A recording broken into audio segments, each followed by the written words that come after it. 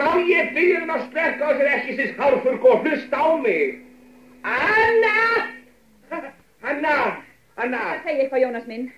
Var ég að segja eitthvað? Já, ég kann nú bara ekki heyrt betur. Nú. Ég sagði Anna, en þú heyrður auðvitað ekki neitt. Nú, ég í þurrku, maður. Já, en dettu líka orðið þurramanninn. Situr bara þarna og segir ekki einast orð og lætur mig svo undirbúa alla ferðina. Já, gengur það ekki vel? Ertu ekki búin að taka til öll fötin? Búinn, jó, ég sko búinn. Já. Ég bara alveg búinn að vera. Ég finn ekki nokkurn skapaðan hlut í þessu klæðaskapið þínum, en þetta er allt í svo miklu hrú og drasli. Nú, það getur nú bara ekki verið. Já. Ég eyddi 3 kvöldum í síðustu viku við að taka þarna allt til og hver hlutur var á sínum stað. Já, var, en það er það sko ekki aldrei núna. Og hvað áttu við? Æ, þetta lett allt saman í einni bendu þarna. Það byrjaði því að ég ætla að ná í útilegu trefinu minn sem ég síndist í sjá í endan á í sangurfattahlaðinu sem var í efstu hillunni. Nú og svo hoppaði ég upp og lokaði augunum, bent í austur og tókaði í endan. Og þá hvað? Og þá, nú svo þegar ég opnaði augun aftur var allt sængurtaug komin niður á gólf.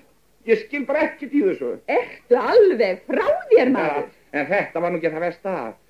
Þetta var þá ekki fíni útilegu trefilli minn eftir allt saman heldur gamla föðurlandi sem ég fekk frá honum pappaðinum. Ó, ég held að þú sért troppaður. Nú, en fötin hans Júlla? Já, ég fann gömlu matrósu fötin hans. Ég er búinn að láta henni við ferðartöskuna. Annars hræðust öll nærfötin saman með þetta þegar hilla sem ég steig á brotnaði. En nú er þetta allt saman í fínu lagi, elska mín. Meinar að þú hafi tróðið öllu þessu í einn hnútinn í klæðaskáp? Nei, elska mín. Ég tróð þessu öllu ofan í 4 ferðartöskur. Ég þá er að minnskust öðrugt að við gleymum engu heima eins og venjulega. Já, svo getur bara flokkat í sundur hefur tjöldum í kvöld. Jónas, ég tek það sko ekki í mál að fara með þetta svona.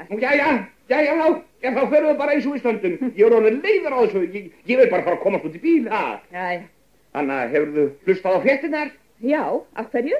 Heyrðirðu nokkuð hvert mest í bílaströmminu liggur þessa helgi? Já, þeir voru eitthvað að tala geysilega umferð og ryk á Vesturlandsvegi.